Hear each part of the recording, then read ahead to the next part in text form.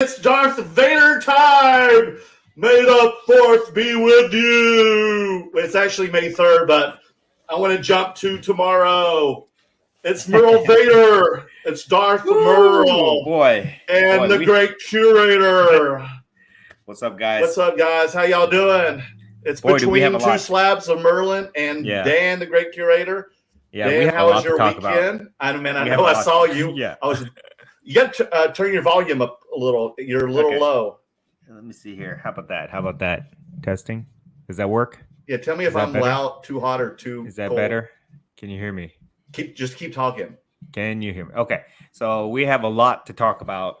Definitely a lot to talk about. There you go. Okay. A lot of activity at that show. It was not how I expected it to go, but you got to roll with the punches at these card shows and see what happens. It has its ebbs and flows, and boy, did it have its flows. Whoa. And you called the big wave for sure. Yeah, for sure. Oh my gosh. The Kurosawa wave. Oh my gosh. That was very unexpected, but we'll get to that. We will get to that for sure, guys. But I don't know, where should we start? Let's just talk about the show. Overall impressions, except let's take the deal section, the Kurosawa deal. Let's put that towards the end. Yeah, let's wait for everybody to get in first, because we only have 17 people right now. Yeah. What do you think about your overall impressions of the? Actually, let's just say hi to people first. Okay, let's say hi to people. Yeah, we have Jordan. What's up, Jordan? Rise and shine, Jordan. Jordan. People don't know Jordan. Me and Merlin, we're going to Canada. We are going to go to the Toronto Expo. We just got to lock in our table, okay? But we are planning to go to the Toronto Expo in June. Jordan is joining the circus and coming with us, so it will be exciting to go up there for sure. We will not bring any hockey. We will not bring any hockey to except Canada. For the Wayne Gretzky's that I have. Okay. Well, for me, there will be no hockey. You had some Wayne Gretzky's, but didn't you sell them this weekend? I did. I sold my one Wayne Gretzky rookie card. But other than that, there will be no hockey. I am not bringing any hockey to Canada, but I will be bringing a lot of cool stuff. So expect that for all our Canadian followers. And Jordan, hit me up on IG. I'm not sure if I have your phone number or not. I think we did exchange them in Atlanta, but if not, let me know, because I want to talk to you about getting there, and then also about the cards, and then the money exchange and all that stuff, and then how to deal with all that when we come back to the U.S. and all that. Yeah, we'll do like a conference call or something. Yeah. Okay. All right. So Wake and Bake. What's up, Brad? How was the Monday night trade night at Burbank Cards, dude? I was so exhausted.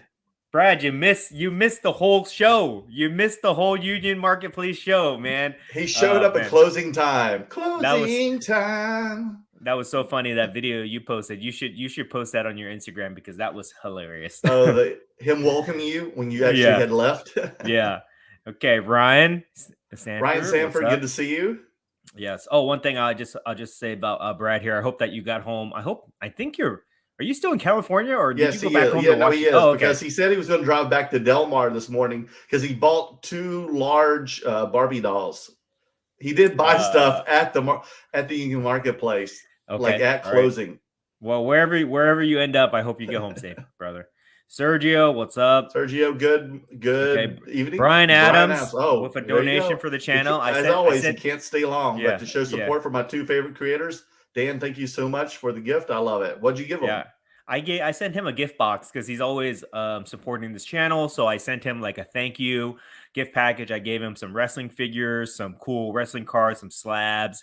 It's just fun stuff that I think that he would enjoy. So that's cool. We definitely love Brian. He's a big supporter of the channel since day one.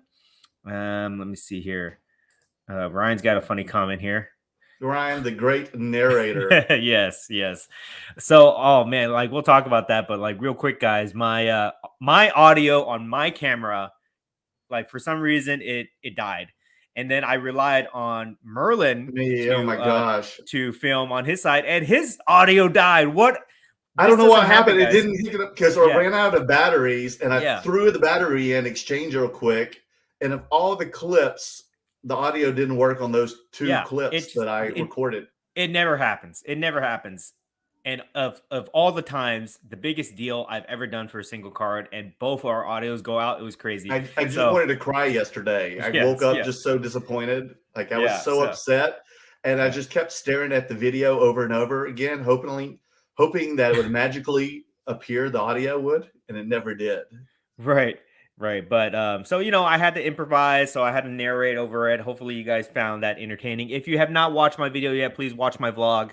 I need the views, guys. I just need the views. Okay, so just watch it or just turn it on in the background. But I think that you guys will be entertained by that. CB Sports Cards, our friend Adrian, what's up, Tenderizer and Vader?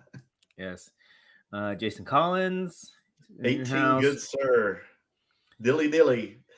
Okay, OG card scammer, Brad's alter ego. Yes, Aloha Brothers. He's got two alter egos here. He's like the Moon Knight. Yes, Steven. What's up, guys? Dang, great. Yes. Okay, David Campos, LA Card Guy. Yep, LA Card Guy, Trade Night. Hey, David, hit me up too. Do you have to work tomorrow in the middle of the day? I know it's a weird question. Around 1? I'm sure you do, but I'm just curious. So I wondering if you're going to be around. Okay, that's interesting. Is that a proposition? It's a proposition. Yes, it is, David. I was wanting to know if David was free around 1 o'clock tomorrow. Yeah. Oh, look, our friends Collect 3D. Guys. Oh, yeah. Guys, what's up, man? I was just talking to his brother. To Retro Hoops Collectibles. Okay, I'm going to show you guys a little preview here. I have not posted this card yet, but check this out. Okay, with the green slab mag prototype, green that's not for sale. But Collect for 3D, our friends at Collect 3Ds is the one that makes this adapter so that you can put cards that are not slabbed in a one-touch and still put them in a slab mag, okay? So check it out, guys. All right, Collect 3D. That's your free. So I didn't know that it's a small world that his brother is Omar of Retro Hoops Collectibles, who also does, YouTube. Oh, interesting. Okay, yeah. Who always does the PSA, information and everything. Interesting. Yeah. So hit up Collect 3D on Instagram. I don't sell those things, guys. So stop asking me about that. And he's also a big Star Wars, buff too. Yeah. Who doesn't? Who doesn't love? And I heard Collect 3D just finished an atomic refractor galaxy set. Oh my gosh. Is that true? Collect 3D? Let me know. That's not easy, guys. That's 100 cards that you got to find. Exactly. It's crazy. Eric Stanley. Did you guys get a booth at the National? No, we don't. I know you're hustling to get I'm trying. I'm begging people. If anybody has table space like this, the National table space, you got it gets reserved like a year in advance, and most people already are on the most people have their tables secured, they're grandfathered in, and spaces just don't pop up. So we are trying. We would love to be set up at the National. So if anybody has a hookup, please let us know. We will buy table space. No problem about that. Just let us know. But we are definitely planning to be at the National. Charles, what's up, man? Stacking Gems. What's up, guys? Congrats on the Superfractor. Thank you. Now I got to hype my other one. Right. We are bearing gifts. Yes. Are you going to try to get that one from me now? Maybe we'll see. I feel a bit naked without it. I gotta pass the buck to someone. Yeah, I feel like a part of me is missing. Like I've lost a piece of my soul, So I need to fill it up real quick. That was that was the sexiest of the cards. I think of the Galaxy cards. Now that was the sexiest. Now I have the cutest one of the Super Riders. Yes. Jordan, play-by-play announcer. Okay, Steven again.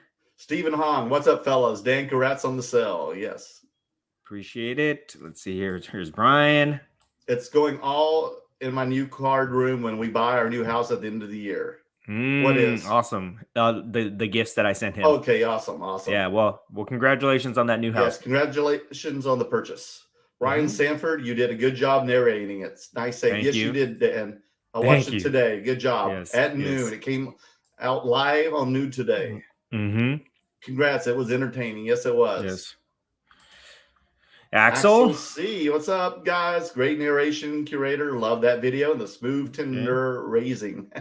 David's got an answer for you there, Merlin. I think I have a meeting, but I'll get back to you. Yeah, dude, hit me up, man, on Instagram, because I've got to do something with Steve, Advantage Sports. We're going to probably open up a box of Star Wars. I'll go ahead and say it right now. I'll probably say it again. Since tomorrow is May the 4th, may the 4th be with you and also with you. And I've got my Darth Vader outfit on. I'm going to open up a box of Star Wars Galaxy Topps Chrome and talk some Star Wars tomorrow. I'll probably have a bunch of posts either on Instagram and also on YouTube about Star Wars cards and some other people, special guests. So hit that like button, go to my YouTube channel and subscribe, and hit the like button and smash that bell button so you can watch some Star Wars videos tomorrow on my channel at Merlin Cards. Okay, guys? Live so break. David, hit me up on Instagram. Yes. And it's going to be at 1 o'clock tomorrow sharp, and I'll have guests throughout the day. Jordan, Dan will use Brian's donations to purchase some sort of backup audio for future shows. Yes.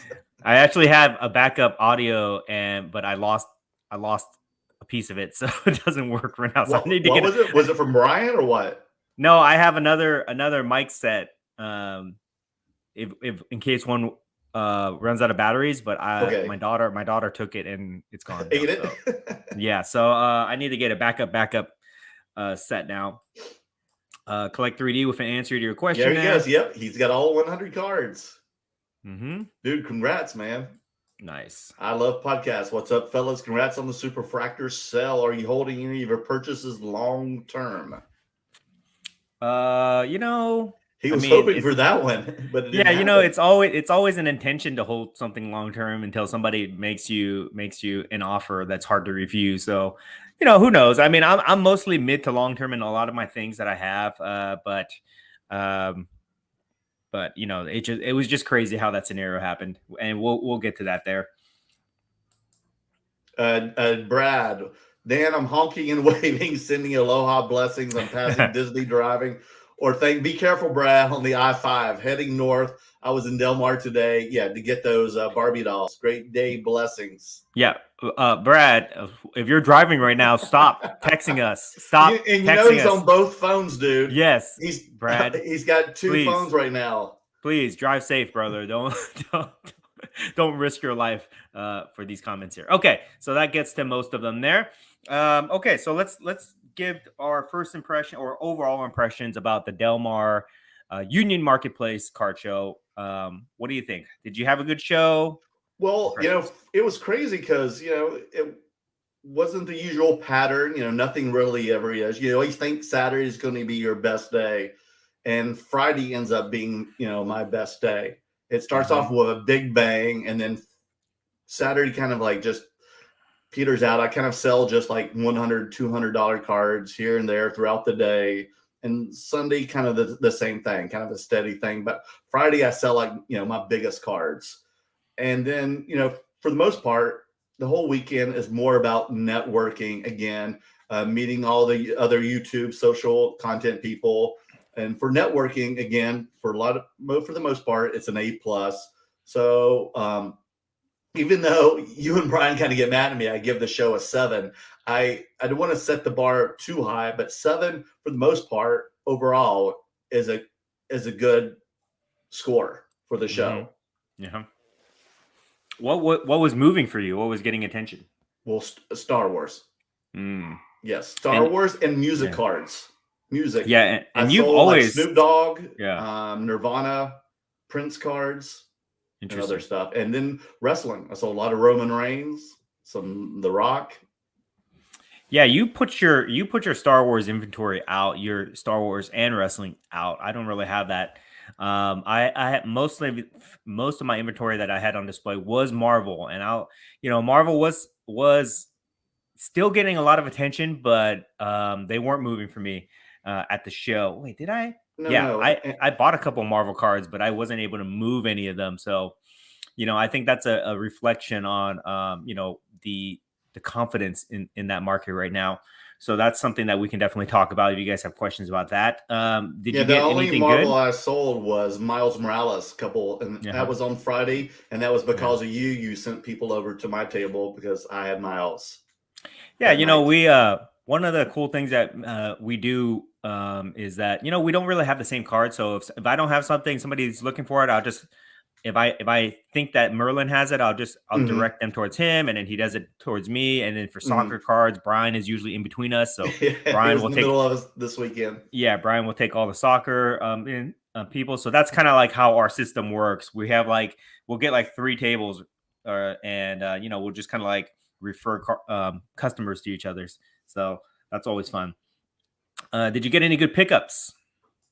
Yeah, I did. I bought a huge lot of wrestling cards, mostly like modern, and then I had some legends, a lot of wrestling because people saw my huge display case of wrestling cards. So I picked up a lot of it. I picked up a few more Star Wars Galaxy, and then a few SGC 10 of 1996 finest Star Wars. So I did pick up some good stuff. Cool. How about you? Yeah. I got some stuff here. I'll show you guys. We'll do our show pickups here. I got this box of 1998 or 19 or what? Oh yeah, you picked that up on Friday, didn't you? Yeah, 2008. This is 2008 Marvel Masterpieces. This is a box, 36 packs. I will do a live box break, ripping this, a personal break, whatever they call it. So I'll do that for fun, so pick this up. That's cool. What else here? I picked up this Spider-Man bronze right here. Check that out. You picked that up. Oh wow. Yeah, PSA 8. Like Marvel PMGs are down right now, but if you guys want to get into it, now's the time to get into it. Okay, don't complain if these things go back up and you can't afford it anymore. So I got that. Picked up some major wrestling cards here, which I'm super excited to show you guys. Oh yeah, you have that huge one. I was given this as a gift from my friend Gilbert, Pokehollow Sports. He gave me a GSP auto, but it's a Marvel card, GSP Marvel card. So check that out. Who signed that? George St. Pierre. Okay. Yeah. Gotcha. Yeah, GSP, UFC fighter. So got you. Picked up this in a trade. I moved a card, a soccer card that I was just tired of holding. And I am officially back in F1, guys. I had some F1 cards before. They sold pretty quick, to be honest. So I picked up this Lewis Hamilton Sapphire Edition. Not necessarily because I'm into it, but that Superfractor sold, and I just kind of wanted to get a little piece of Lewis Hamilton, so I picked that up. That's cool. This really interesting card here, this Kanye West Decisions 2020 card. This is a Leaf. I like that. Yeah, this is out of 5. This is out of 5. Trade with me. Yeah, there you go with actual money in there. So that was pretty cool. Oddball thing I got. Kanye money. That's his Coachella money. I'll shred it up. I know, right? So here's some of my autos that I got here. I got this Animal auto. Check that out. It's a Leaf. Animal from the Road Warriors. Yeah, Road Warriors. He passed away, so this is a cool. They both have. Unfortunately. Yeah, it's a sticker auto, but it's cool. You don't see too many Animal autos out there. He's passed away. You can't get any more from him. Yeah, and this is a 4 out of 10. Oh wow, out of 10 card. So pretty cool stuff. With the Leaf cards, I don't mind getting the wrestling cards because it's not like they have like team logos or anything like that. So this is a cool picture of Animal.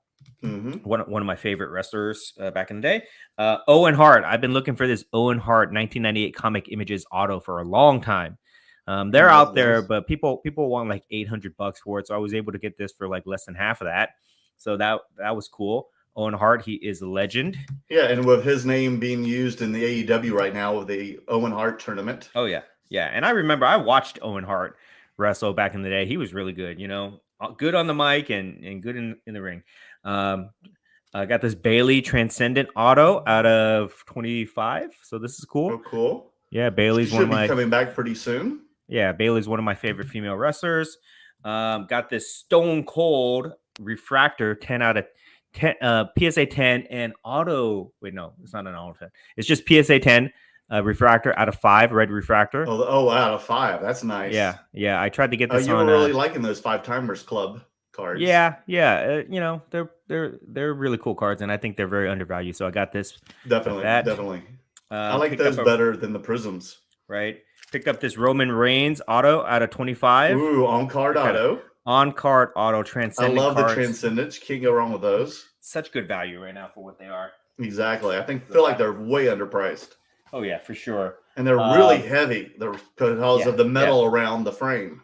Right. Picked up this. I bought a lot of stuff, guys. I don't know why. Oh, you got those on Friday as well. Yeah. Picked up booklet. This is a sketch card. It's a booklet.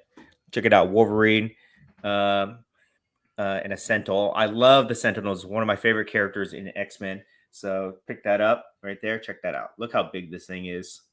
Pretty cool here. Yeah. What is it in? Some guy on like Facebook or something makes these custom cases for these big oversized booklets? Whatever you call it, sketch cards. Right. So pick that up, guys. That's pretty cool, huh? I love the Sentinels. Anything Sentinel is cool to me. Yeah. What's Wolverine doing? Is he on the toilet on the other side? No, he this is the Sentinel's head. This is the Sentinel's head, and this is the Sentinel's eyeball.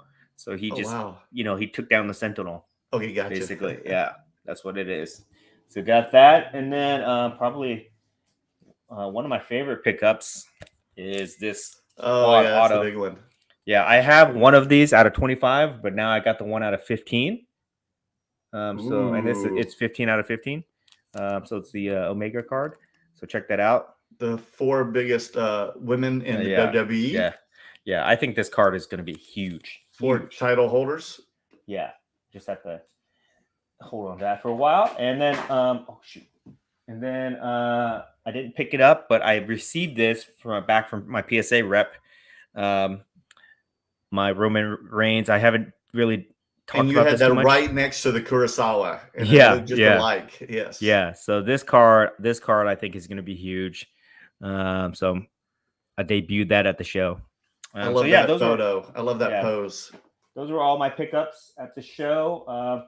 Sold a little bit, I mean, the biggest sale was the Jedi Kurosawa, but other than that, just sold a few cards here or there. So it was a great show overall because of that big sale I had. And, that's how most of my shows go, because I have like very niche cards, and all it takes is for me to sell like one big card, and then my whole show is made for me. So I also want to show this. I got this pickup too from Dan the Curator. Yes. This is my grandfather. He found this and framed this for me and presented this to me at the show. If you didn't watch it Saturday night, this is my grandfather. Where is it? Under the 40 right there. That's Ed Merlin at Vanderbilt University. Is that right? No, that's Brooklyn Dodgers. Sorry, not Vanderbilt. We're Brooklyn Dodgers. That's Ed Merlin, my grandfather. So Dan presented that to me on Saturday night after the card show. So Dan, thank you so much for the biggest pickup on the weekends. Yes, thank you so much. Appreciate it. If you guys didn't get a chance, go watch that live where I gave him that. That was pretty cool. But yeah, that was a cool. Like, just to give you a little backstory, like when he told us about his grandfather, like on another live, like in Atlanta, I think, or something like that.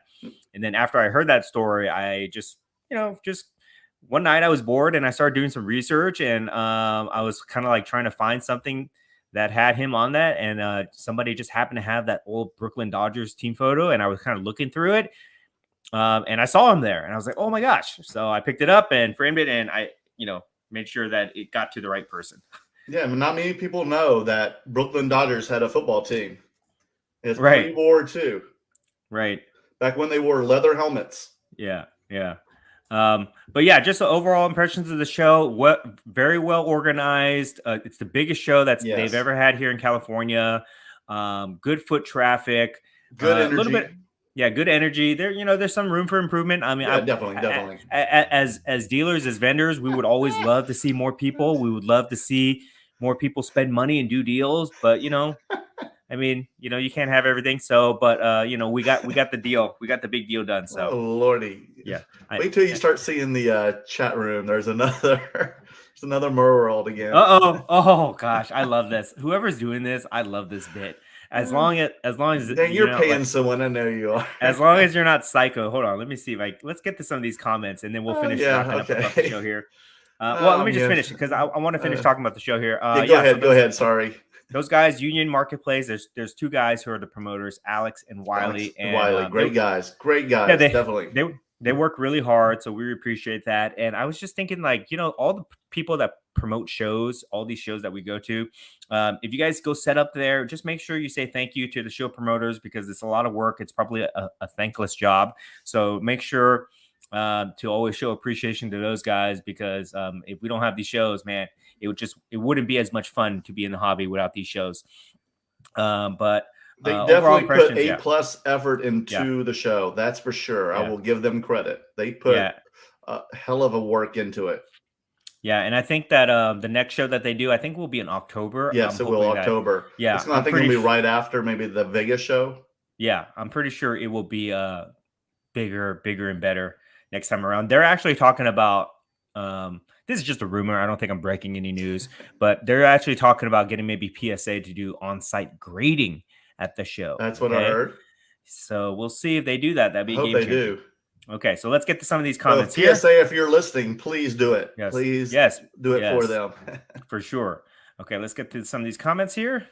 Flipping Steve, Merle, have you gotten the Prince Warner Brothers card yet? I had it on display, Steve, at the show.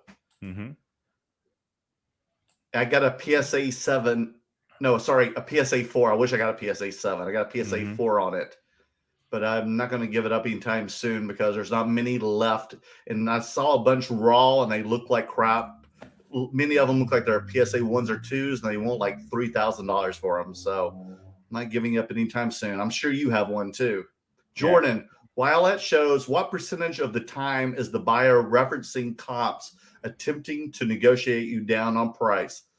Not as many as they used to do, but it's like 50%. Forever. I would say it's like 100%. No, not for me. I think it's toned down a bit. I think it's toned down a bit. For me, it's definitely 100%. So? Yes, but my counter to that is a lot of my cards are like rare cards that don't have comps. I think maybe that's the point. Maybe mine have R2. There's not really many comps on my cards. Yeah, but for sure, I mean, I see it all the time. Yeah. But it's whatever. I do it too. So that's just part of it. Actually, I'll say this. Let me reread this question because I might have misunderstood it. Yeah, but that's what I tell a lot of people. I said, go and look at the comps, do whatever you want, but come back with me with an offer. Don't tell me the comps. Come back with me with an offer. Figure it out because my pops are pretty low. Yeah, especially with grading and everything. I would say people still do it a lot. And then the big time players that they always go off of comps, so like it is what it is. Yeah, it is what it is. I don't think it's going to change, but we'll see. Okay, next question here. Collect 3D. Star Wars Galaxy Chrome Series 2 is in the works. I heard that. I have a feeling it'll be overproduced, probably. Really hoping they have some original art by Ralph McQuarrie. That would be great. Wow, Galaxy Chrome Series 2. Interesting. But when do you think? When in the works? I mean, you think it'll come out in the next few months, this year? When? I don't know, but we'll have to find out for sure. That's very interesting. I really loved it. Mm-hmm. Adam, welcome to the UFC club, Dan. Appreciate it. Jordan, I'm into F1, Dan, so I'll take it off your hands. Okay, it's for sale. It is definitely for sale. Full comp, though. Okay, Jordan. Let's see. Ryan, Animal had great face paint. Yes, he did. Yeah. They were like the first guys to do it, too. Yeah. I mean, even before Ultimate Warrior and Sting. Mm-hmm. Ryan, I was a huge Bret Hart fan as a kid, and I hated Owen when they were feuding.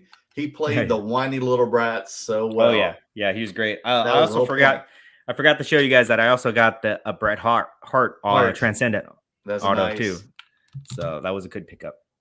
Good one. Aaron's in the house. Feed the gods, Aaron. Good evening, gentlemen. Felt really awful I couldn't make it out to the Del Mar show. I know that's a long ways down from where you are, brother. Yeah. But we will see you soon. Okay, Merle World, England. Good day, mate. The Merle World Appreciation Society for over 7 weeks recognized as a symbol of excellence of sports card entertainers. Oh, man. That's right. That sounds like the WWE there. Yeah, I can't wait till we get like Merle World China or something. Oh, no. All over the continent. All the continents. Trader Trader Griffs. Griffs, good to see you on Sunday, brother. How's it going, gents? Nice seeing you both on Sunday. What did you think of that venue? It was a big horse barn, but it was nice. That's what it was. I mean, the size of it was great. Yes. The aesthetics of it was a little bit dull, I would say, because like it was a barn. That's basically what it was. But it is what it is. What can you expect, there was other things going on too. I mean, next to us there was an antique show going on, but I never got to check it out. Did you check it out? See if there was any furniture for you for the house? No, I wanted to. I like to go antique shopping every once in a while. You might find some cool stuff, but I know, right? I didn't get a chance. Charles, thoughts on that Lewis Hamilton 2020 Topps Chrome PSA 7 Superfractor 1-1 sale for $900,000. Wow. Yeah, that's. Did you hear about that? I did. Yeah, I heard about it. I heard about it. That was definitely an impressive sale. I mean, I'm not really into F1, so I don't know anything about it. I guess that's like man, it was just warranted. A PSA 7 too. Wow. Yeah, but it's a superfractor, right? Wow. So like a superfractor, who cares about the grade, really? Like, I don't take away from the premium of a superfractor if it's a 7 or 6, because it's just a 1-on-1. You don't have any options. If it's a 10, I'll put a premium on it for being a 10, but I won't take away from it for sure. I think that with that, I mean, that's a great sale, and that just shows you how strong F1 is. If it went on sale again, would it catch that price? Probably not, because I think that, I truly believe that with these auctions, there's only like a small number of people that are willing to pay up for any type of card. And once the top guy gets it, there could be a substantial drop between the next two guys who compete. So we've seen that many times before with high-end cards, but definitely I think that's a good sign for the market. Everybody who talks about the market being down, this and that, it's just like there's only a certain amount of money that can go across all the cards, right? And if somebody's putting a lot of money into like one card like that just shows you the confidence they have in it. If it's a real person, I don't know if it's like a group of people or whatever who bought that card, but I always love to see big cards sell because it's exciting and it's fun to talk about. So much more fun to talk about a record-breaking sale rather than talking about like a dip from the previous sale, right? I hate talking about that kind of stuff, but I love like just the excitement of these big sales. Spotty Jews in the house. Justin, hey friends, what's up, buddy? Mm-hmm. Nice. I know that Justin from PWCC came to my table this weekend and wanted us, the three of us, dude, do a round table pretty soon. So who? Justin from PWCC. Oh yeah. We'll definitely do that. So the three of us need to talk, dude. Yeah, for sure. That'll be fun. Can't wait for that. Let's see here. Marvel Madness MCU, good to see you, buddy. I know Merlin is, but are you going to Dallas in May, Dan? I am not going, brother, because it's my girlfriend's birthday that weekend. Dan is going, but I will be returning back in July with Dan. Yeah, we always have to go. At least one of us has to go to Dallas just to hold our tables down. Yes, but we got our friends. Yeah, I'm holding my table down. Some buddies of ours, Ricky and Alan, are going to hold my table. Marvel Madness MCU. By the way, you guys are always great. Always mentioning Marvel. Yes. So hopefully we can pick things back up Marvel this summer. We love Marvel, and I think this is a good. I think this is a good segue here. Like Marvel, Star Wars, wrestling. We love all these. We love all these cards, and I'm going to attempt to rebrand, okay? Because we kind of reference these as like alternative cards, but I'm going to try to rebrand the category and call it pop culture cards. I think that's what we should start calling these things, because that's what it is. Well, okay? It is what it is, yes. Yeah, it's not like a traditional sport. It's not, necessarily entertainment. It's pop culture. Wrestling is pop culture. Star Wars, pop culture. Marvel, pop culture. Everything else out there that we haven't even talked about, like, that hasn't popped up yet, is all pop culture, Transformers, G.I. Joe, Ninja Turtles, all that stuff, right? So let's start referring to these things as pop culture cards, because that's what they are, and recognize that as a category. And then within the category, there are subcategories of Marvel, wrestling, whatever, right? music, and all that. Music, and let's get some excitement around this stuff, guys, because it's out there. There's so much stuff that's out there that we haven't seen yet. We don't know that it exists. Like a couple months ago, I didn't even know the Kurosawa card existed, to be honest, until Merlin showed me, right? And so like there's so much stuff out there, and we just need to make fun content around it and share it with people and educate people, which was one of the reasons that I did that deal with Dappz, which we'll talk about too. But let's get a movement behind that. Okay, pop culture cards, guys.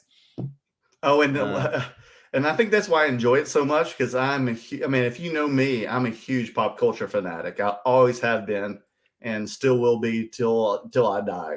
I love pop culture. Everyone does. It's so much more fun. I mean, I love sports too. I love me too. That's part to me. Yeah. That's part of pop culture, though. I love the competition and the drama of sports. But who doesn't love, Star Wars? Who doesn't love Game of Thrones and all the other stuff that they have out there, guys? So much fun stuff to collect. We just got to find it.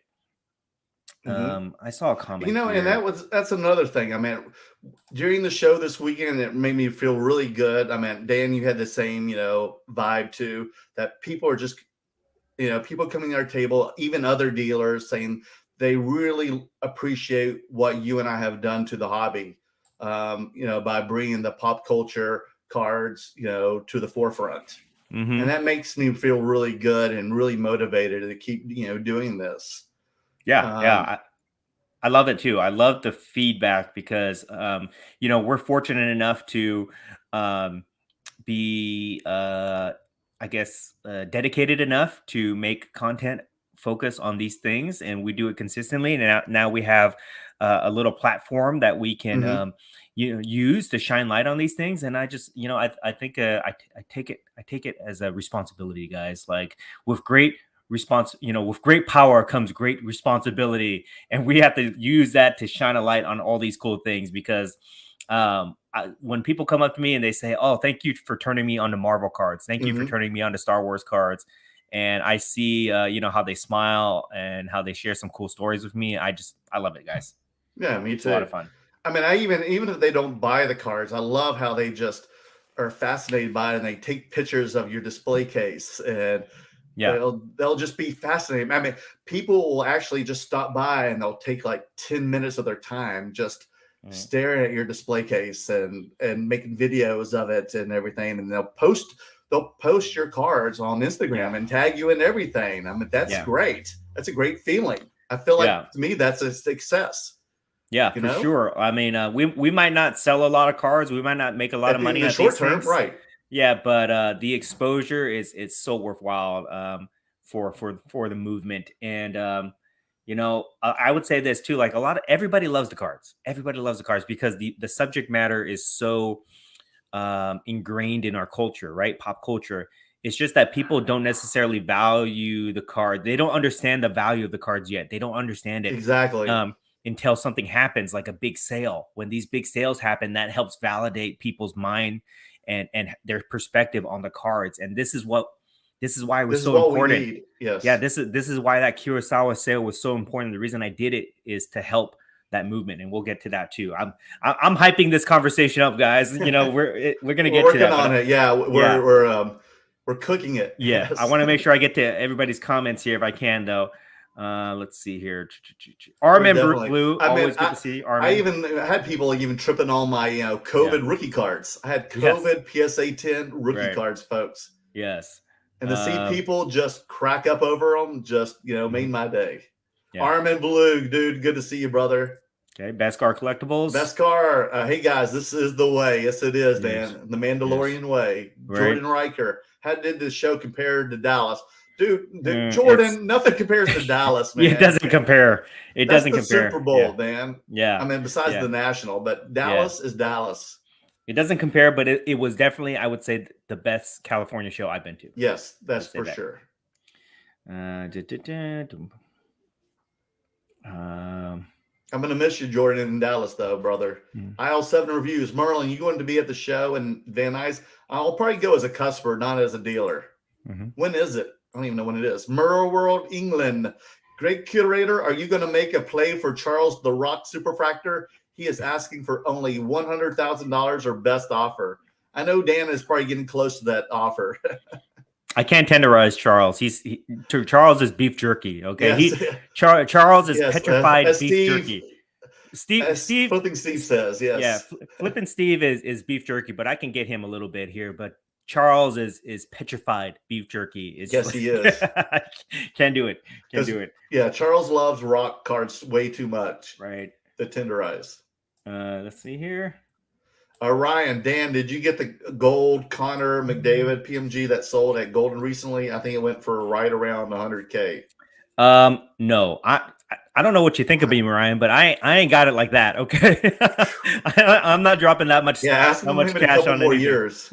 Sorry, I mean I love cards, but I don't think I would ever spend that much money on cards. I just Dan needs like a TV deal. Yeah, there's I have priorities. I have other priorities in life that I just can't do that. I can't do it. I think the most expensive card I ever purchased. Let me think here.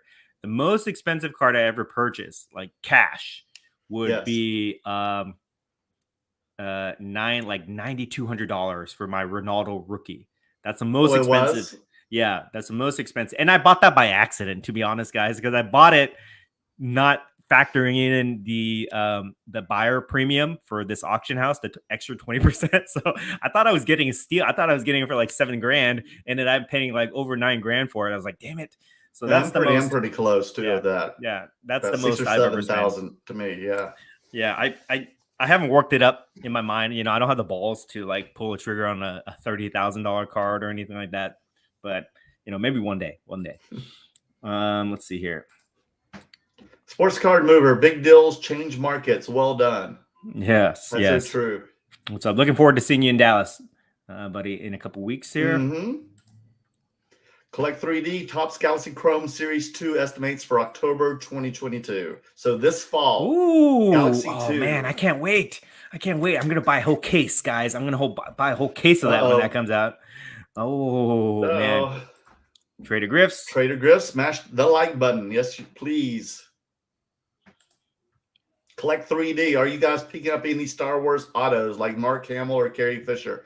That'd be great. I picked up a few Hayden Christensen and some Ewan McGregor's before the series started. I've been trying to. Some of these. Yeah, I've been trying to.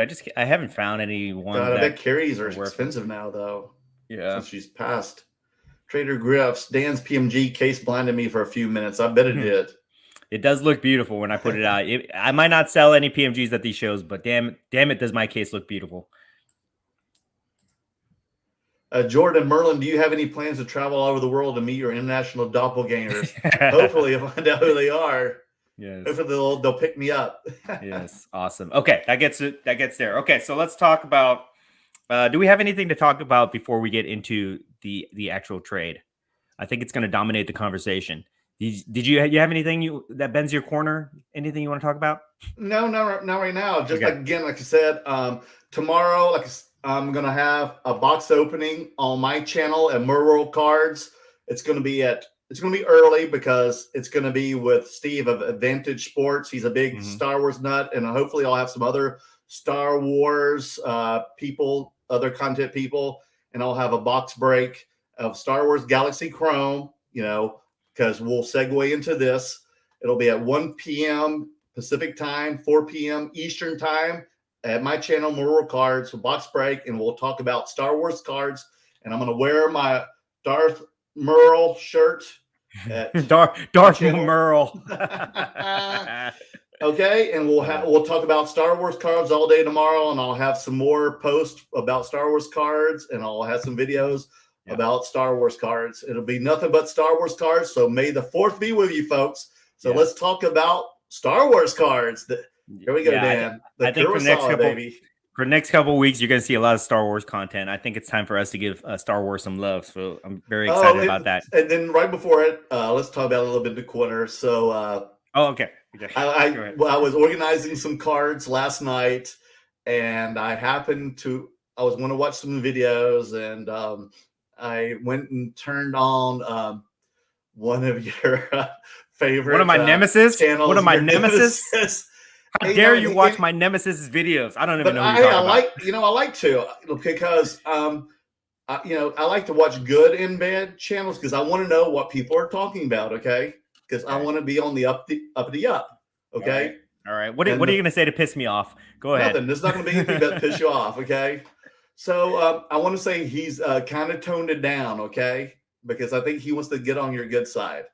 But he does have his minions who they think they think they're going to make him proud because they want to troll you. Okay. Mm-hmm. And so he's kind of brushed it off like, I don't, but he won't call you the curator. He calls you something else, which is kind of quite funny. And his minions call us between two dudes or something really like ridiculous. But I get a kick, me, I get a kick out of it. But they're like, oh, they're on Instagram and YouTube again. Now they're pumping and dumping Star Wars cards. Now they're off Marvel. Now they're on Star Wars. So of course I guarantee you all this week now it's going to be about us pumping and dumping Star Wars cards. Oh yeah, for sure. So now we're pumping and dumping Dappz Sports, okay? Right. Well, let's leave Dappz out of it. I don't want him to get involved in it. But you know what I mean, Yeah, but okay, all right. I was trying to like it's out of our domain, man. Yeah, I was trying to like be happy and talk about this deal and everything, and then you just had to bring that up, and now that bends my corner. Now let's talk about this for a second. But don't worry about it. He kind of brushed it off because I don't think he wants to get into an argument about it. No, honestly, I got no. So he brushed it off. Yeah, I got no issue with that guy. I think the other people, his little minions, wanted to start an argument. Yeah. But he kind of didn't want to get into argument about it. That's good. Again, I really have no interaction with that guy. It doesn't really bother me anymore. But I will say this, okay? I talked about this on an interview with Soccer Study. If you guys check it out, I did a very in-depth discussion with this guy. His name's Andre. Okay. His YouTube channel is Soccer Study, and I did a very in-depth interview with him where we got really deep into things. Like when usually like. He debuted on a Monday. Okay. Monday. Usually me, Merlin, we like to kind of joke around and have fun and entertain you guys. This guy, Andre, is very serious. Very serious. Is? Yes, very serious on everything he had. And where can I watch this or listen on to YouTube? It? YouTube. Okay. Yeah, Soccer Study. Check it out. YouTube. Okay. Soccer Study. He had questions all lined up for me. Every time I said something, he said, he was like, well, I like it what you said, but I'm going to disagree with you. So he was like countering point. So it was a very in-depth discussion with him. But one thing that I talked about pretty extensively on that podcast is that this whole idea of what it is to be successful in the hobby. I think that's what is causing conflict between the different groups of people, right? You have your collectors, you have your long-term investors, and you got your flippers. And whenever we get in a conversation about what's right, what's wrong, right? Like everybody is in disagreement because they have their own strategies, but I think that they're in disagreement because they're having different conversations, and it all factors around the fact that we have this mindset that in order to be successful in this hobby, we have to make money, right? Everything we buy has to go up in value. If it doesn't go up in value, then we lose money and it's a bad investment and we shouldn't be buying it. And maybe that was a fair, maybe that was like a good way to kind of go about the hobby the last 2 years when there was such a big boom and everything was going up and it was very easy to pick up something and make a profit on it. But times have changed dramatically, I would say, since 2020, right? So I think that we just have to change our mindset on what it is to be successful in the hobby. Like just because you buy a card, it doesn't have to like 2x, 3x for it to be a good buy. I think that people need to start realizing what the hobby is truly about, which is collecting things that you like, right? And hoping that those things will appreciate over time as the hobby continues to grow, right? And I always talk about having supply demand dynamics. And if you can understand supply and demand dynamics, you basically know that with the current supply we have, the only way that it will really go up in value, the cards that we buy, is if we continue to grow the hobby, right? We continue to grow the community. We bring more people in that bring money into our ecosystem and compete and buy all the cards that are out there. So, in order to do that, we've got to promote. We've got to promote the cards that we have, and when you have this mindset everything's about profit, when you promote something, people automatically assume you're promoting it to cash in on it, right? And they always say pump and dump. And pump and dump, I just don't think, I don't think that really applies to cards in that sense, because, just to give a quick definition of what pump and dump really is, it's, I'll use crypto for an example. It's when you have a large... Didn't Madison Cawthorn just get in trouble with this just this past week? I don't know who that is, but a politician. Okay, but basically, when you have a large position in something that really has no value, and then you promote it saying that it's going to increase exponentially, and if you buy it now, you can cash in on that increase, and then that drives up demand, which drives up price, and then you, as a person who has a very large position in it, you're able to sell out, and then once you sell your large position, the price goes down. That's what pump and dump really means, right? I don't really that's what that person did. Yes. I don't think that really applies to cards, in our hobby, because it's different, right? We can't just buy and sell things with a click of the button instantly, right? It takes time and effort to do that. And at least the people that I know within the circles that I travel in, nobody really has 100, 200, 300 of any type of card, right? That they would have that large of a position in where they would benefit from a pump and dump scheme. I'm sure it happens on very high levels, but that's just way over my head, and I never even think about that stuff, to be honest. But between us, the people that we hang out with and stuff like that, it's it just it doesn't really happen, right? And I think that there's confusion with promoting something you like and pumping and dumping. And the reason there's confusion there is because people are coming at it. The people who are accusing other people of pumping and dumping, they're coming at it from a perspective of, oh, he just wants to make money. He doesn't care about the card. He's not a collector. He's not a hobbyist. He just wants to make money, right? So therefore, if he's promoting that, saying this is the greatest thing ever, everybody should start collecting these things, he's raising up the price so that he can sell it and make money. And I just don't, I think and that would be a fair point if that was the only thing, if the only perspective you had, but it's just two different conversations, because if you're on the other side where I'm sitting, right? And if I'm telling you The Mandalorian is the greatest Star Wars show out there, and I love it, and I buy Mandalorian cards, and I think they're super cool, and Star Wars Galaxy Chrome and all this stuff, that doesn't mean I'm pumping it up to sell it. It just means that I'm a passionate collector and I'm sharing it. Okay. And as we were talking about earlier, part of our job is that we have this platform where we can share things that people have never seen before, right? Because we want to grow our community. We want to grow our community of collectors. We want to grow the category, right? To increase the values of our cards, yes, but mainly just to share it with other people who we think that will enjoy it. And that's what collectible is about. You know what I mean? Collectibles are. And I think that's where we have to kind of change the perspective of what it is to be successful in the hobby.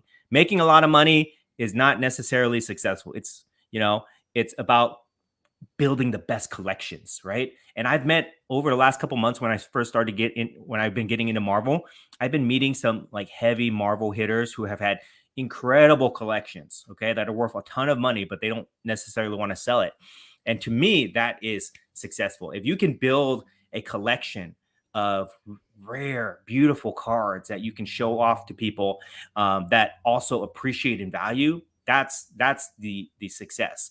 Not the fact that you can buy a card and turn around and flip it for X amount of dollars within a certain period of time. I don't think that's, that doesn't appeal to me at all. I don't like to hear those stories. I like to hear the stories about people who go out and get cards that nobody knew about, and then suddenly those cards come to light, and then they demand a lot of attention, and then therefore there's a lot of appreciated value based off of that. So anyways, that's my rant, guys. Sorry about that, but if you guys want to if you guys want to hear a 40-minute version of that, go watch Soccer Study, where we talk about that a lot. Soccer Study.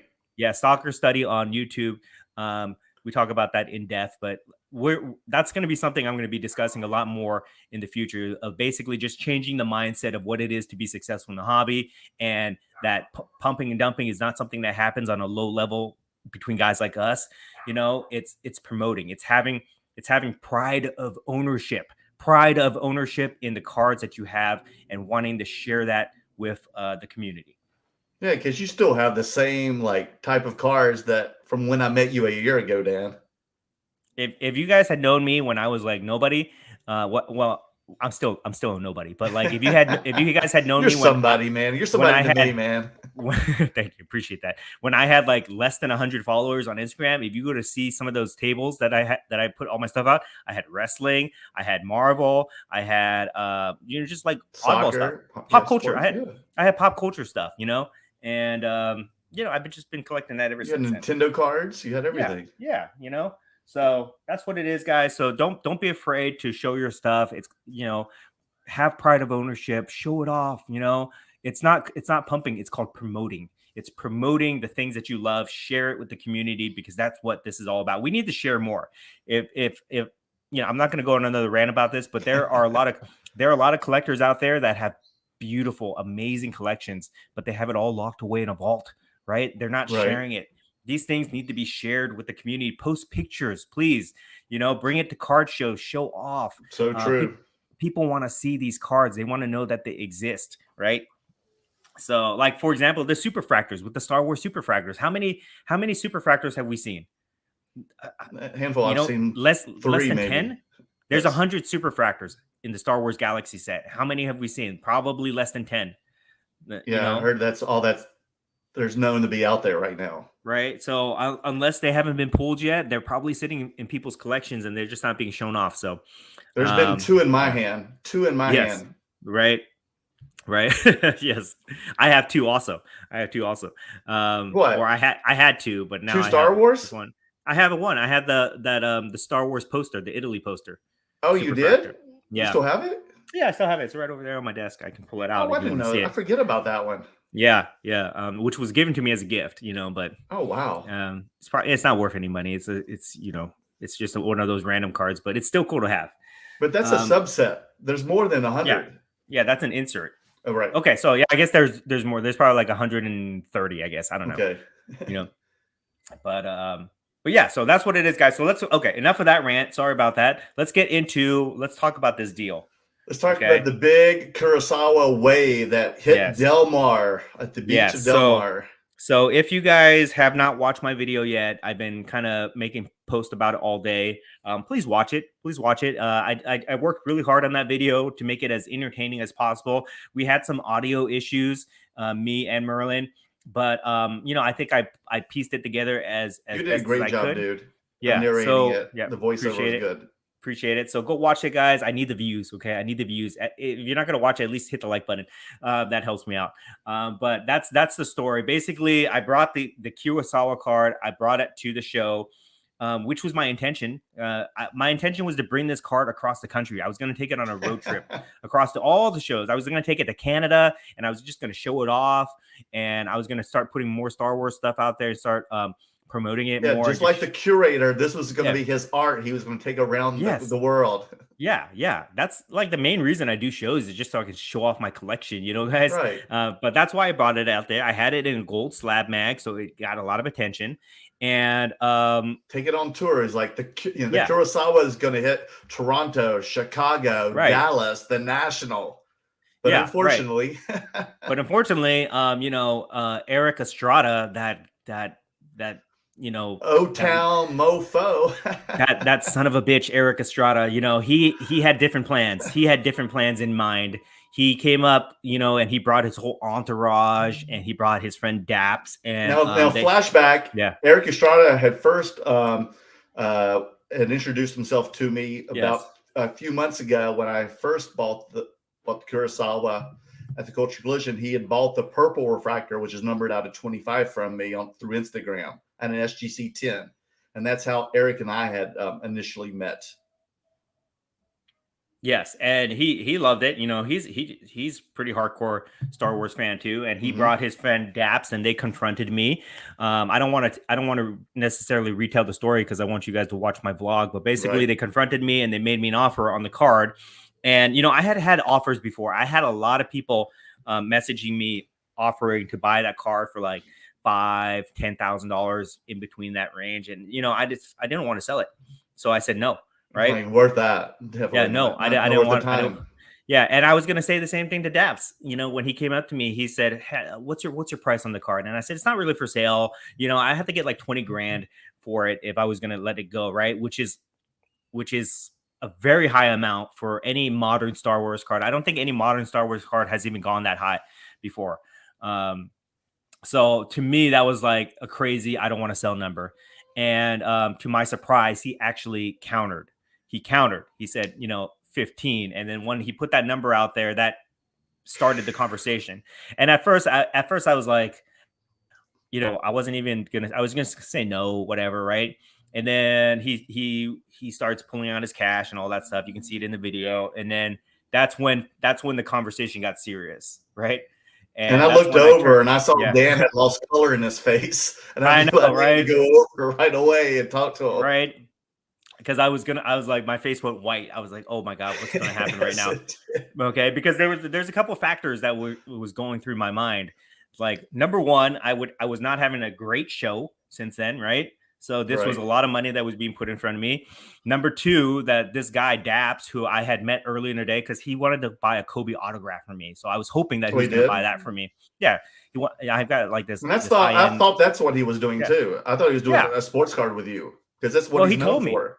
He Yeah. told me. He said that he was doing like a challenge video and he was gonna come back and talk to me about my Kobe. That's what I Okay. thought. So and I had looked him up and I know who he is. Right. He's a big social media dude. He's got like hundreds of thousands of followers on TikTok and Instagram. So you know, he's got some reach, right? And I Mhm. was just thinking to myself, what's going on here? And he's filming it at the same time. He's filming everything, right? So I'm trying to get a little bit of exposure for the card. So I was entertaining the offer just by trying to engage with him, right? But that's when I turned back. I turned back and I talked to you and Brian Right. about it, just to try to get your opinions, right? Because like Brian, he was just like, Brian doesn't care. He's like, go ahead, sell it, Yeah, right? he doesn't You know, understand. He's like, I understand. yeah, It's just a Star Wars card. yeah. He thinks the Star Wars card's worth like $100. He just Yeah. take the money, right? But you understand, okay? Right. You are the one, Merlin, that found this card in a shoebox. Right. People might not know that Merlin found this card in a shoebox in Atlanta. On the last day. It was And the not guy even was out. next to me the entire time. Yeah. It was not even out. It was No. behind the table.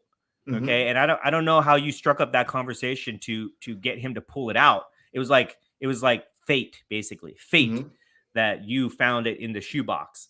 So I know if anybody in the world can appreciate it as much as me, it's gonna be you. Hmm. So that's when I start talking to you. I'm like, And I know a lot about yeah, Dappz because I've followed yeah, him for the past 2 years as well. yeah, So yeah. I understand, like, the yin and yang of it all Right. too. Right. And you were telling me, you know, don't, you know, negotiate. Definitely negotiate. It's a serious offer. It's a very strong offer, but negotiate with him. But I And also didn't want you to yeah. look like an asshole either Yeah, right. Yeah. You said, you for the know, community either. I gotta be a gentleman investor, right? I Right. mean, you got a guy with a high social media presence putting Right. attention on this card. I don't want to come off as like, you But know, a it jerk. sucks too because I know you wanted to take this around the country. I did, yeah. And but And the this was my intention, foster child too. I had it for a right, little while too, and this is my right. baby as well. But the intention was to bring as much of attention to this card and Star Wars category of collectibles as I could, right? Right. And as I'm talking to Dappz and we're negotiating, I'm just thinking to myself, you know, like how far can I really take this, right? Like, you know, with my small, you know, small. We had the curator army, we had the Merlin maniacs, but it's a Hmm. small, you know, it's really small, a couple thousand people basically. Hmm. Hmm. Like, how far can we really take this? Is what I'm Right. thinking in my head. You know, you know, can I make this card the most desirable card in the world? I don't know. I don't think so, right? I don't think so. I think I took it as far as I could, to be honest, right? and I'm looking at this guy Dappz, and he seems very enthusiastic about it. And I'm just thinking that this guy might be the one to carry the torch. He might be the one that I can pass the card to be the next caretaker. And hopefully, if he blows it up and he blows up the Star Wars category with exposure and attention, that's gonna achieve my goal, which is to build the pop culture category of cards. And that was really like the defining decision for me to pull the trigger on the deal, was just to get it to him. Like, if Eric Estrada wanted to buy it from me, hell no, forget that guy. Okay, forget you, Eric, forget you. But if anybody else wanted to buy that card, right? If anybody else wanted to buy that card for me that did not have a strong social media presence, I wouldn't have done it, because it wouldn't have served the purpose. I know that they would have put it in their vault and they would have put it away. And it wouldn't serve the purpose that it needs to, right? So by doing this, I basically kill like 3 birds with 1 stone. I get the exposure I want for the card. I get the exposure for me and Merlin, so hopefully that will open up opportunities for us to do more fun stuff with content creators and collaborations and things like that, which we'll talk about that later. And then I also get the cash out on the card and make good profit. So that's basically, what was going through my mind at that time. And I think it was just one of those things that's like perfect timing. Cause I never met Dappz before. We don't follow each other. I don't know his content. He doesn't know me. We don't see each other at shows ever. Right. So it was just like kind of like serendipity that Eric Estrada, which was the mastermind behind this, Eric Estrada knew what he was doing. Okay. He planned this whole thing. He orchestrated this meeting between Dappz and myself. As soon as it happened, Eric came to me with his wife and told me that it was going to happen, why it was happening. So he was explaining to me what was going on. I'll tell you. I bet you Eric is like business partners with. No, he is. No, he was in cahoots. He told me as soon as why it was happening though. Why he didn't tell me before. He told me as soon as it happening what was going on. That's why I rushed over. I bet you anything Eric has some type of ownership in that card. He owns I guarantee you he does. Yes. Yeah. So he owns a percentage of it, but basically he was the mastermind of this whole thing. And if it was not for if it was anybody else, I would not have. Because Eric is Star Wars fan, and Eric said he got Dappz. His name is also Matt into it, and he said that he never thought he would spend that much money in Star Wars, that he was planning all along to invest in sports and not Star Wars that weekend. Yeah. So if you guys don't know who this guy Dappz is, he's a breaker. He owns this huge breaking company, all sports. He does I don't even know. Like you follow him. Well, why is Dappz famous? Who is this guy? Yeah, he's mostly famous on TikTok. He does have Instagram and YouTube. And he shows off sports cards and everything, but he does have a break on TikTok, and he does little TikTok videos and everything. But he's got almost 700,000 followers on TikTok. Right. So he's the person to take it to the next level. I hope so. Right. Anyways, and then so that's people poke me in the ribs too. Like, Merlin, are you jealous of the great curator for where he took it? And I'm like, well, no, it's the same thing that Dan says. I can only take it so far, and I got what I needed out of it. I mean, I miss it too. I wanted to take it, hold it for a good while too. I can only take it so far. Dan can only take it so far. And I'm interested and curious to see where Dappz takes it. Yeah, it's like if I put that card up for sale and I asked like 50 grand on it, nobody would pay me that much. Same here. No, nobody. If I asked for 25 grand, nobody would pay me. Like, just like, no. I don't have that type of reach for that. And that card is, there's never been any sale that high before. There's no value associated with the card. So whoever wants it has to really pay up to get it. But this guy Dappz, if he promotes it and he gets the exposure, he could very well get a record sale for that card, because he can do that. He's that guy to do that, not me. I'm not. I took it as far as I could. Yeah. But it's exciting to know that you and I are all part of this journey for this card. Yeah. This card has a story now, right? And this is another thing that I thought was very interesting. We had this conversation. By the way, me, Merlin, and Brian were putting out a joint podcast that we filmed at the show, which we'll be cutting up. It's we don't have a name yet. Maybe it's going to be called like Circus, Card Circus or something like that. I don't know. Pending name. Right. But we had this in-depth discussion about storytelling. Okay, with cards are a collectible, right? There has to be a story to be told with the card for somebody to see the value of it. Otherwise, if you don't know the story of a card, you're going to look at it, you're not going to understand the value other than what you can see on eBay or whatever, right? Which is why I was saying that we need to get away from valuing cards based off of just how much money we can make on it.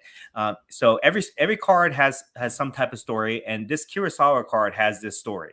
Okay. It was created by Randy Martinez, okay, as artwork based on the Seven Samurai. The artwork was Akira Kurosawa. The artwork was so well received that George Lucas himself purchased the original painting, and it hangs in Skywalker Ranch. This card, the Superfractor, was made and never made before. The Chrome Superfractor was never made before, and it was hidden, tucked away in a shoebox in Atlanta. And Merlin found it somehow. He passed it to me. I promoted it, and then I passed it to Dappz, and then who knows what Dappz will do with it. Okay, so that's the story behind this card, which I think is so cool. Well, the vendor who was next to me in Atlanta, he knew that I was selling the cards, and he knew I really liked Star Wars Galaxy, and he knew that I had bought some boxes, and he was literally right next to me the entire show, and he's like, come to me right before you leave at the end of the show. I may have something that you may like, you be interested in. So right before I was about to pack up, I was like, do you have something for me? And he pulls out the shoebox and he goes, here's the card. And I was like, wait a minute, this is a one of one. This is the Superfractor. So I thought, I'm like, oh my God, I'm glad I sold a lot of cards that day, because this Atlanta show was a pretty shitty show itself. Because Saturday I only sold one card, and it was at 5 p.m. at closing of Brock Lesnar. So I wasn't really having a good weekend until that Sunday. And Dan, you had left early. You didn't have a good weekend either. It's terrible. And you were already long gone by that point. So I thought, like, oh my God, Dan's not here. I hope I have enough money, because I thought maybe it was going to take both of us to purchase this card. But luckily, I had enough money in my right pocket to purchase that card. Literally, that's all it took, was enough money in my right pocket. Mm-hmm.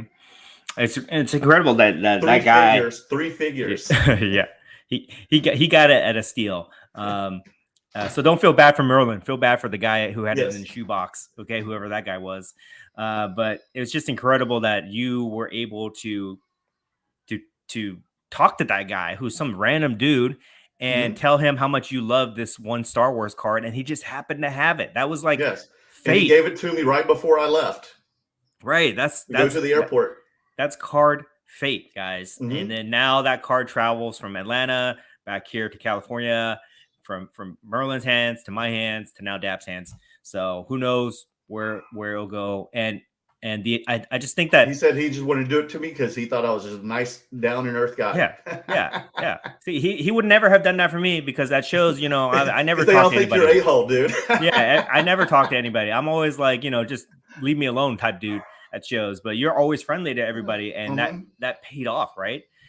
Who knows if that card would have ever surfaced? Who knows? It would be sitting in a shoebox somewhere, because that guy didn't look like he was a full-time dealer. Let me tell you, he was like 4 times the size of me. Yeah, I look a little like midget next to him. Right. So little boy. Yeah, he was a big guy. He was a really nice man, though. Yeah, really nice man. Yeah, and so that's what's just so cool about this. And I just feel like what I think I haven't really talked about is what a significant turning point this will be.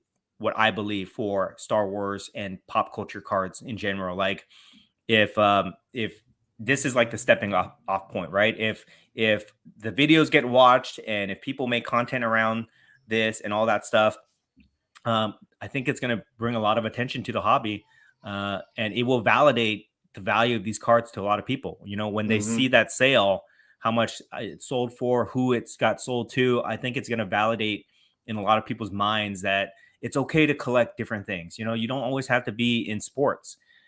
You can collect pop culture stuff and still make money and still have fun and still feel like you're making a good investment with your money. Right.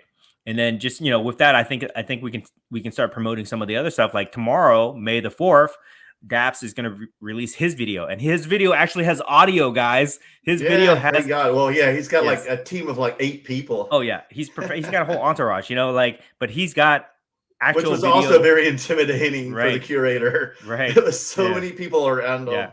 I wasn't intimidated. I had you guys there, you know. I know, but it's very intimidating for anybody. Yeah. To see all those people. It's like, what's going on here?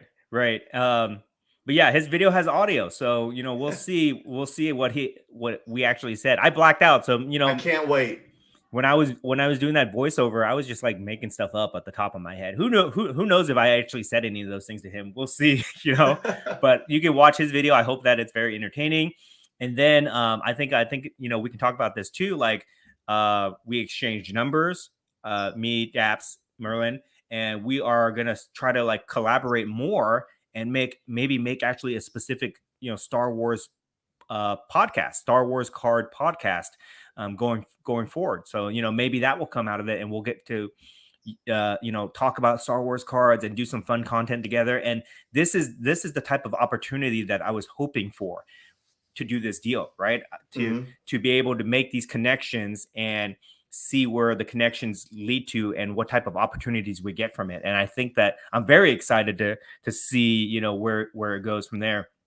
What about yourself? What do you think about all this? Oh, I'm so excited. I just a big, you know, I'm nerding out. I mean, you got me all excited last night. I couldn't wait to tell my girlfriend when you got off the phone with me. Dan called me so excited. He was like just fumbling over his words. Merlin, you can't wait. I guess I have to tell you. Yeah. You know, and the other thing we said, you know, when we started doing our podcast, he was like, how, you know, what our goal was and everything. And he was like, remember what our goal was and our end game was? Like, it's coming to fruition, man. I was like, oh my gosh, this is so exciting. I can't wait.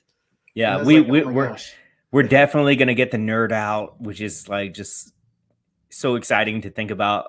And you don't get to necessarily nerd out in other categories, right? Like if you're a big basketball fan or a football fan, you don't really get to nerd out. Like nobody says that, right? But in pop culture, we can say that, and it's fun. And that's one of the reasons that I was so I made the decision to sell that card, right? Because of the potential opportunities that can come from it, and which I'm really excited about.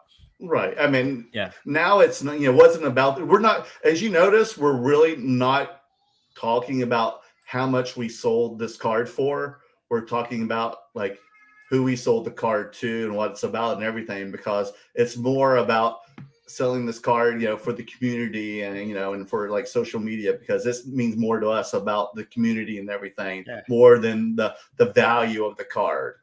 The value that really doesn't mean anything to us, believe it or not. You know, like, you know, we have jobs, you know, we do this as a hobby. It's not like we're living. I mean, we're not going to sell it for $5,000 or low. We're going to sell it for a price because that was the only way it was going to pry it out of Dan's hands. Yeah. But it's not about the money. Yeah. The money's good. I'll tell you guys what I'm going to do with part of it. Most of it I'll put away, but I'm going to take a part of that money, and I'm actually going to go on I'm going to go fly out to Florida with my brother, who's older than me, but also a big Star Wars fan. And we're going to be spending a couple days at Star Wars. What? Really?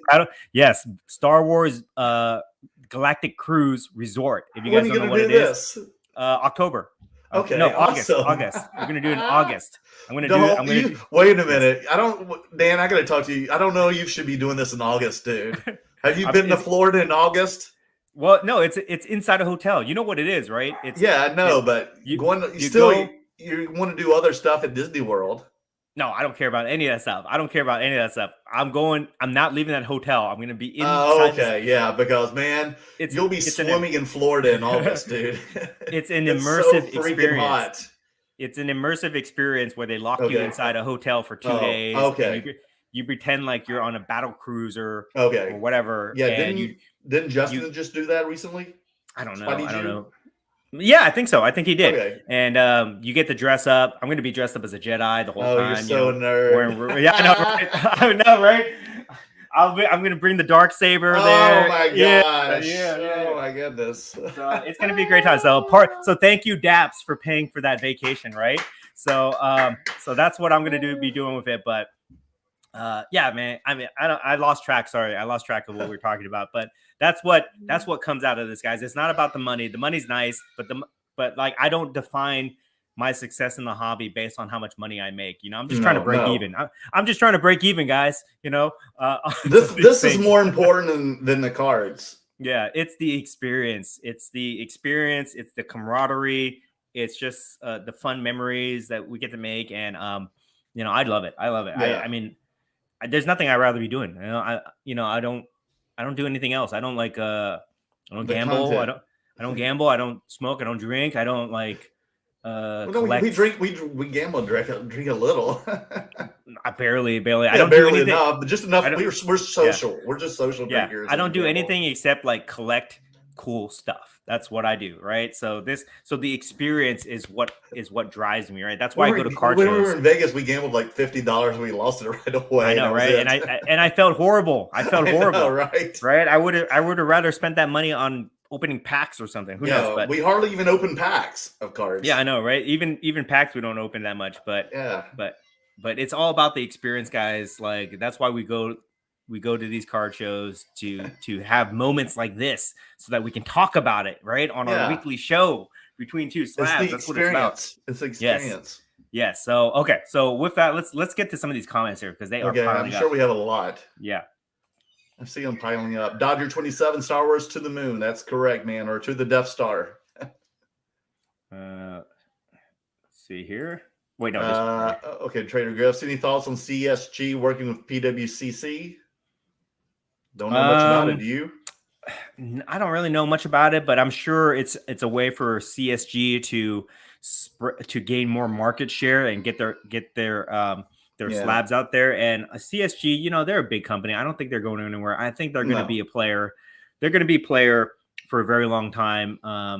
So you know, who knows if people can get their cards graded through that and it's more cost effective, I'm sure there'll be a place for it. Yeah, I picked up a few of the wrestling cards from that guy that had this new CSG black labels and the new 10 grading with the gem mint. Mm-hmm. So they were nice. Yeah. Feed the gods. How much was that Star Wars Topps Chrome box? Want to pick up one for myself. Look forward to that video, Merlin. Well, I've got like 10 boxes and they have fluctuated. I mean, current price is $450. Yeah, $450, but I didn't pay that much. I mean, I bought them back in the day when they were like $200 a box. Yeah. No longer, Aaron. How do you honestly pump and dump Star Wars out of all the franchises? Star Wars. You can't. If anybody, I'll just say this right now. Okay, don't get me started. Yeah, don't get them started, Aaron, dude. I'm in a good mood. Don't bend my corner, man. But I'll say that if anybody out there accuses me, Merlin, or anybody else of pumping and dumping Star Wars cards, I mean, you're an idiot. We're still buying Star Wars cards, dude. Like we're not dumping it though. We're still Star Wars. We're still Star pumping. Wars. You know, Star Wars is like one of the. Sorry if you can hear my daughter; she's screaming. But Star Wars is like one of the top franchises of all time. I mean, it's like that's like saying I'm pumping and dumping. I don't know. You know, the Lakers, right? Like Laker cards. I'm pumping and dumping Laker cards or pumping and dumping Yankee cards, right? It's just like it doesn't make sense, right? It's just like just let people collect what they want, right? Let people collect what they want. Let people build enthusiasm. This is entertainment. Yeah, because people are still going to buy Star Wars cards even when we're not around anymore. Yeah, people. It's still going to be a franchise even when you and I don't even exist on this world, on this planet anymore. Star Wars is still going to be around, folks. Yeah, look, people watch our show for entertainment purposes. And that's it. They watch it while they're sorting their cards to pass the time. Sometimes most of the time they don't even listen to our rants, right? But the people that do, they want to be entertained, and part of the entertainment is us sharing things that they've never seen before, right? So I got a handful of Star Wars cards right here. I guarantee most people haven't even seen most of these, right? And our job this weekend. Yeah, our job is to share this with the community, and somebody's going to see it and somebody's going to say, "Oh, that's cool. That appeals to me. Let me go look for it and I'll buy it and whatever." Right? So that's what it is. It's like, you know, get over yourself. There's more things to collect than football, baseball, basketball, right? There's more things to collect than those things, than those categories. And we don't collect just to make a profit. Okay. I'm just trying to break even. That's what I always say. That's what I always joke. Yes. We don't collect to always try to make profit. We collect to be excited and have fun and do all the things we've just been talking about for the last half hour. Okay. Exactly. All right. Just let's move on. Let me relax. Right. Yeah. Let me relax, guys. Get me all excited here. There you go. Ben's corner, dude. Get me all spicy. You guys are getting me spicy tonight here. Uh-oh. Next, TOA, don't get the hate on alternative cards when pump and dump is much more prevalent in sports cards. Yeah. Go talk about those things. Okay. Go talk about the people that are talking about the latest prospect, the latest rookie, whatever, right? Or the latest set that comes out, whatever. Okay. Exactly. Leave us alone. TOA, that's the new sports card Karen slogan, pump and dump. Yep. Mm-hmm.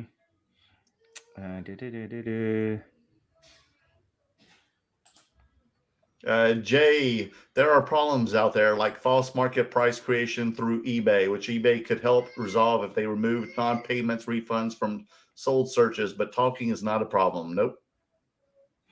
Yeah, that's another thing. Is like I've always said that auction houses or auction comps and all that stuff are not like really a single way to value a card, right? It's only one factor, but there's too many variables that cause auction prices to go up and down. So it's like I never even really rely on that stuff too much. The only thing I really rely on, I don't rely on past sales. I rely on what's available. Okay. Yeah, right. I don't care. I don't necessarily care if something sold at X amount of dollars unless it was like within a couple days, right? I want to see what I can get it for today, right? If I can get it somewhere cheaper, then I'll buy it somewhere cheaper, right? But if I can't get it, then I'm going to be negotiating with that person based on what I'm willing to pay for it that day. That's really how you value stuff. You can't value something based on what somebody else paid for it unless it was sold at retail, okay? As if it was sold at retail where there was established price and you could get it at that price, okay, fine. But if it's sold at auction houses, you never know what's going to happen, Like that's why I always roll my eyes when people say, "Oh, the latest auction, the value of that card went down and they lost money." It's like, I don't know, get over yourself. You know what I mean? Okay, sorry guys, I don't want to rant about this stuff. Stop asking me these comments here. World England curator, yeah. How much do you value your Roman Reigns Superfractor? How much do you think it's worth in 5 years? I think the Superfractor. I'm gonna say this right now. If we get Rock and Roman Reigns at WrestleMania next year, SoFi Stadium. Yes, if we get The Rock and Roman Reigns for one of the titles next year, as the main event. It's like a $50,000 card. Okay, I'm just gonna say it like that. That's wow. That's my number. Nope. Nobody better try to buy this Roman Reigns. Okay, do not try to buy this from me until WrestleMania comes and we see that match. Okay, it's not for sale. I have a feeling Dappz is going to come to you next with that one. No, it is not. It's the only Superfractor I have left. That's it. Oh, Dappz, if you're listening. Great curator. Thank you all for your help watching from down under. Thank you, Adam. Yeah, appreciate it. We love all our followers in Australia. There's and quite a few of them watching this. There's a lot of international people. I know. I love it, man. People in Europe, Poland, Germany, Asia. It's always really cool. It's crazy. Very thankful. Migalea. Merle, did the shoebox guy say he pulled the Kurosawa? I think he did. Yes, meaning Dappz is the fourth owner of it now. Yes. Unbelievable. I think he did, and it may have been a break or something, but something to that degree. Yes. Well, it was found in a break? Or something to that degree. I'm not really sure. I may ask him. What's interesting? What's interesting? Okay, he did it, and then he got it graded for whatever that company was. Yeah, it was like a pre-grade. It wasn't slabbed up. It was just like a grading company. Yeah. But if we can just kind of sidetrack a little bit. So when I debuted this, the person who pulled this reached out to me on Instagram. He's a breaker, and apparently he pulled this card from a blaster box. blaster box that he got Oh, at really? Target. Yes. Okay, blaster box. So these super rare cards, they don't always come in hobby boxes. We know that from that Wander Franco card that everybody got so crazy about. That came out of a blaster box from, where is it, Walgreens. So this one right here came from a blaster box from Target. Jeez. Yeah. So I guess there's some good stuff in there, guys. Go for it. Okay. Okay, Merworld. Yes, a new Merworld franchise opening soon. Okay. Maybe Merworld Tokyo. Wake and Break Sports, passing Dodger Stadium, driving north. Brad, be careful. Oh, there's some let's see here. What? No, I can't. I have to screen some of these comments. Some of these comments are a little bit too spicy, guys. Sorry about that. Yeah. I love spiciness. Andrew Lee, Merlin, where did you buy that shirt? It looks really cool.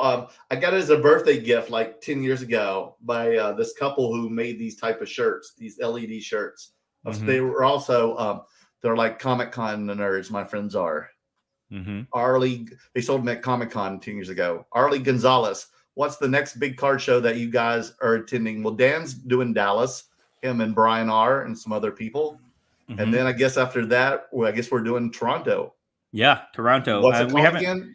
It's called the Sport Expo. Okay. Right? I think Sport Expo. We're doing that with Jordan.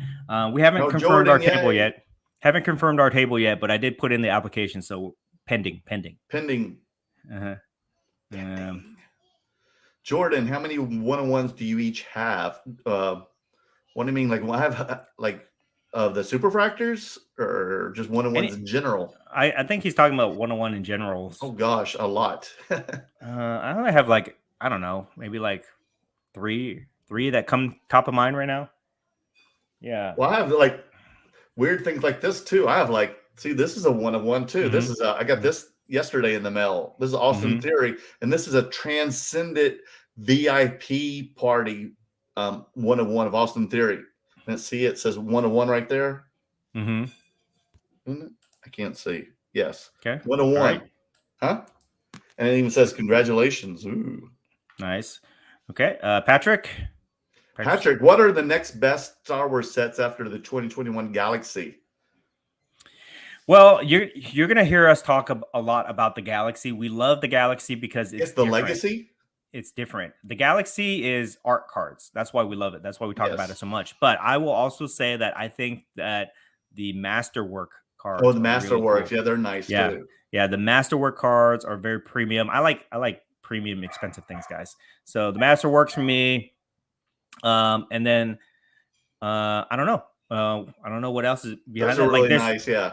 Because Ellie Card Guy was opening him up at the premiere show when I was down there last week. Yeah, with you. Yeah, you know, I'm not going to claim that I'm a Star Wars card expert. You know, there's still a lot for me to discover out there, which is why I'm super excited about this. You know, like we've been going pretty hard on Marvel for a while. Now we can go into Star Wars a little bit because it's new and exciting. We can have fun there, and then we'll go to wrestling, and then we'll go back to Marvel. And you know, these are just the things that we love to collect.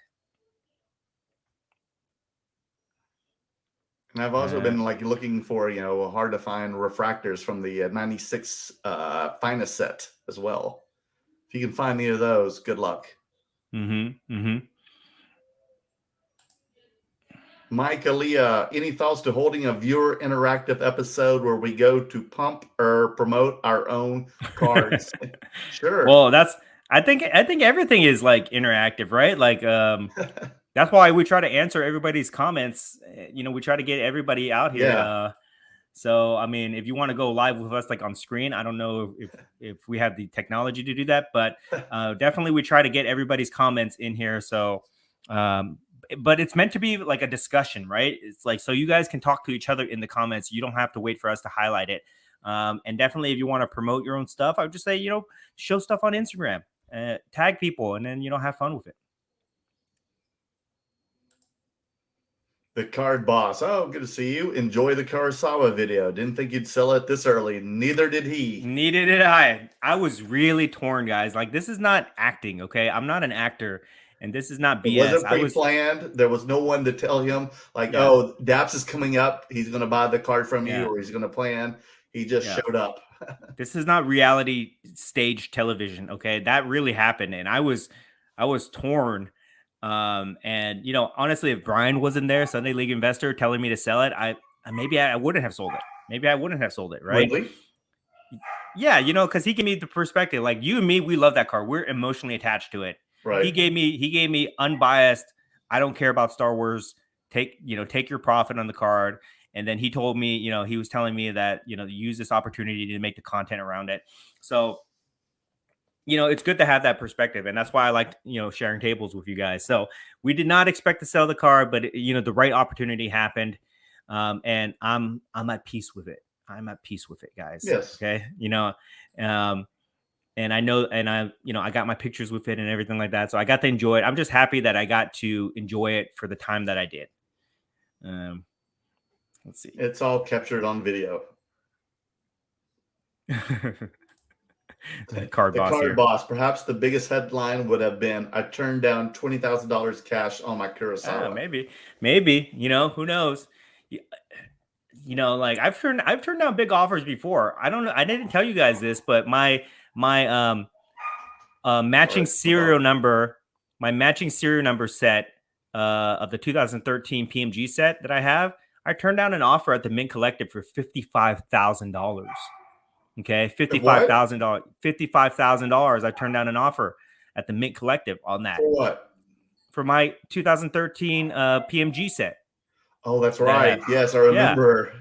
Right. So, like, you know, it wasn't necessarily about the money. It was about the exposure that I'm trying to bring to Star Wars. So, you know, I'm gonna spin it. Okay, even though a lot of people are like saying I just took the money on it, I'm gonna spin it and say that I sacrificed the card to bring attention for the community, because I'm hoping that it will validate the value of these cards to a lot of people, and it'll bring more people into collecting pop culture cards. Mm-hmm. You still have your PMG purple set though, right? Yeah, I still have it. Yeah. Which that's another topic to have another day, but I'm really high on that set too. But okay, so I think that we got to all the comments here. Let's go ahead and wrap this up. My computer's about to die, so now's a good time to do it. To close this out. Any closing thoughts for the people? Yeah, just keep buying. Enjoy what you do. Enjoy May the 4th, like I said. Subscribe to me, Mer World Cards. I'm going to have some videos for Star Wars related tomorrow. I'll be having posts on Instagram. Subscribe to me. I'm going to open up a box tomorrow at 1 p.m. Pacific time of Galaxy Chrome. That'll be 4 p.m. Eastern time. I will be having Star Wars fanatics on my show as well. Some guests that are Star Wars fanatics. So tune in tomorrow on my channel, Mer World Cards, and let's have some Star Wars May the 4th fun. So May the 4th be with you guys. Dan? Yes. And please, guys, we are on a mission to get Merlin to 1,000 subscribers. Let's do it, please guys. Subscribe. If you have not subscribed to him, please subscribe to him. Tell your friends, share it. Subscribe to me if you haven't done it. But please focus on Merlin. Become a Merlin maniac. Thank you guys for hanging out with us. Parting words here is just remember, it's not always about how much money you make. It's about collecting the things you love and bringing attention to the things. It's okay to promote. It's okay to have pride of ownership. Share your collection with the rest of the community, guys. That's how we grow the hobby. Okay. So those are my parting words. Go watch my video, guys. I need the views. Please help me out. Like, subscribe, share all those videos, all that good stuff. We will see you guys next time. Thank you. I'm Mer World England.